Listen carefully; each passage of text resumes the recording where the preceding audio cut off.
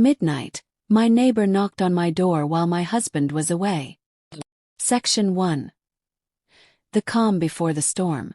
It was one of those nights when silence felt heavier than usual. The walls of my house seemed to echo with emptiness.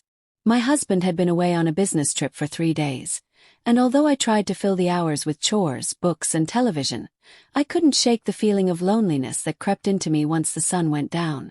Nights without him always felt longer, colder, and strangely unsettling. That night, I sat in the living room, a blanket wrapped around me, scrolling absent-mindedly through my phone. Every little sound, the creak of the wooden floor, the whistling of the wind through the window cracks, even the hum of the refrigerator, seemed amplified. I remember glancing at the clock. It was just past 11:45 p.m. My eyes were heavy, but my mind refused to settle. I told myself I'd go to bed once it struck midnight. I hated the silence of lying in bed alone, but I knew I needed rest. As the minutes ticked by, my heart longed for the sound of my husband's voice, the comfort of his presence beside me. Then, just as the clock shifted to 12 o'clock, it happened. Knock. Firm, deliberate, and unexpected. My entire body tensed. Who could possibly be at my door at this hour? My heart raced, thudding in my chest as if warning me to stay still. For a moment, I thought maybe I had imagined it. Maybe the silence of the night was playing tricks on me.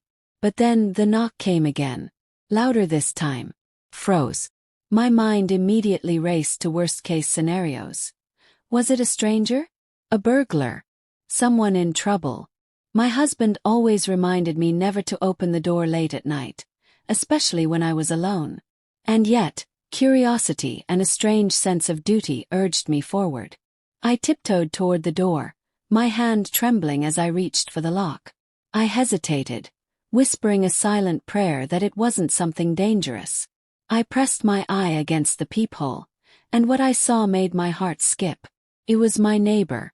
He lived just a few steps away, in the house next to ours.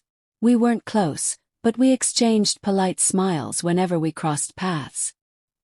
He had helped once or twice with small things, like carrying groceries or trimming a loose branch in the yard. He seemed harmless, friendly, the kind of neighbor anyone would be glad to have. But what unsettled me was not his presence, but the timing. Why was he standing at my door at midnight? The knock came once more, softer this time, almost hesitant. My hand hovered over the handle. Against my better judgment, I slowly turned it, and the door creaked open. That was the moment everything began to change. Section 2. The unexpected knock. "Sorry to bother you so late," he said softly, his voice carrying a mix of nervousness and something else I couldn't quite place. He smiled, but it wasn't the casual, neighborly smile I was used to. I blinked, unsure how to respond.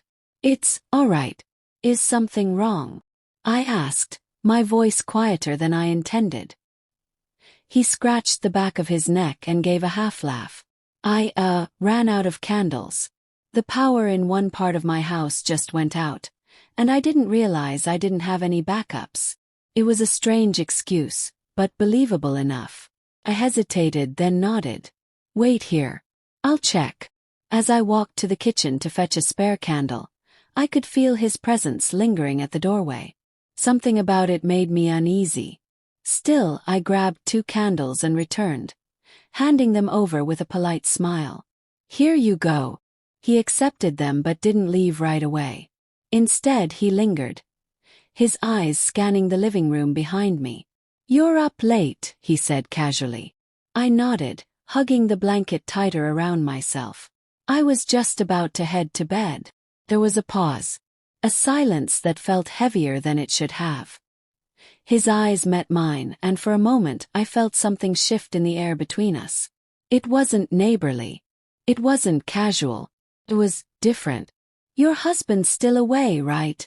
he asked suddenly, his tone low. The question caught me off guard. "Yes, he'll be back in a couple of days," I replied cautiously. He nodded slowly, his lips curving into a faint smile. "Must be hard. This big house all alone at night." I forced a light laugh, trying to shake off the tension. "I manage. It's just quieter, that's all." He took a small step closer, lowering his voice as if sharing a secret. "You know, if you ever feel too lonely, you don't have to stay alone." My breath caught. The words hung in the air, heavy and unspoken in their meaning. My mind screamed at me to close the door, to end the conversation right there. And yet my body didn't move. I tried to brush it off.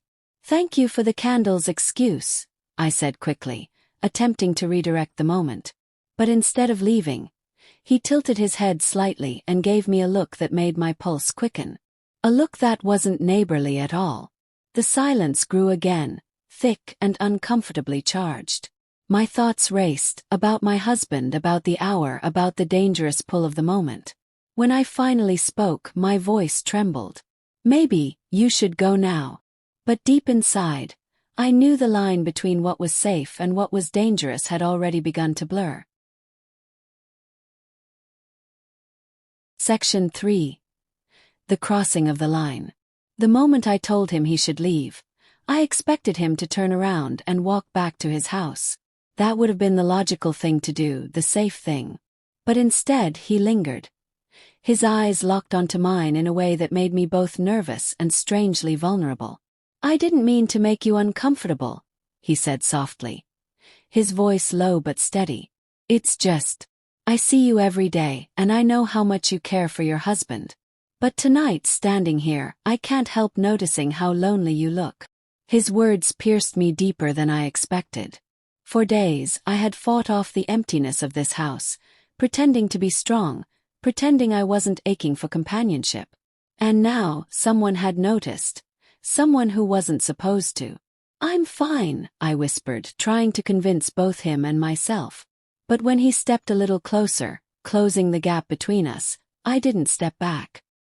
His presence felt dangerous, yet strangely comforting. I could feel the warmth of his breath, the steadiness of his gaze. My heart was thundering, my mind screaming warnings, but my body, it betrayed me by not moving away. He reached out gently, brushing a strand of hair from my face. That simple touch sent a wave of electricity through me. I closed my eyes for a second, torn between loyalty and temptation. I thought of my husband, his smile, his trust, his love. But then I thought of how alone I had felt, how every night without him had left me restless and hollow. "I shouldn't," I murmured, more to myself than to him. "You don't have to explain," he replied, his tone almost pleading. "I just can't stop thinking about you." Those words broke the last thread of resistance holding me back. I knew what was happening was wrong, but loneliness clouded my judgment. Before I realized it, I let him in, not just into my home, but into the space my husband should have been filling. The minutes that followed blurred into a haze of emotions: guilt, desire, fear, and a fleeting sense of comfort. I won't describe the details, because it wasn't the physical act that defined that night, but the weight of the decision I made. A decision that crossed a line I could never uncross. When it was over, silence engulfed the room once more. But this silence was different. He looked at me with a mix of triumph and tenderness, but I couldn't return his gaze. My chest tightened and tears stung my eyes. I realized then that in one reckless moment, I had shattered something far more valuable than loneliness. I had betrayed trust. Section 4. The aftermath. The morning light crept in through the curtains, but instead of feeling refreshed, I felt hollow. My neighbor was gone by dawn, slipping back into his house as if nothing had happened. For him, maybe it was a moment, a thrill, a secret. But for me, it was a wound, one that I knew would never fully heal. I stood in front of the mirror, staring at my reflection. I looked the same as yesterday, yet I felt like a completely different person. The guilt was crushing. Every time I closed my eyes, I saw my husband's face. Trusting, loving, unaware of the betrayal that had unfolded in his absence. 2 days later he returned. The sound of his car pulling into the driveway used to fill me with joy, but now it filled me with dread. When he walked through the door, he smiled, dropped his bags, and wrapped his arms around me tightly. "I missed you so much," he whispered into my ear. I wanted to break down right there, to confess everything, to beg for forgiveness. But I didn't. I forced a smile, hugged him back and said, "I missed you too." My voice cracked slightly, but he didn't notice. As the days went by, I found it harder and harder to look him in the eye.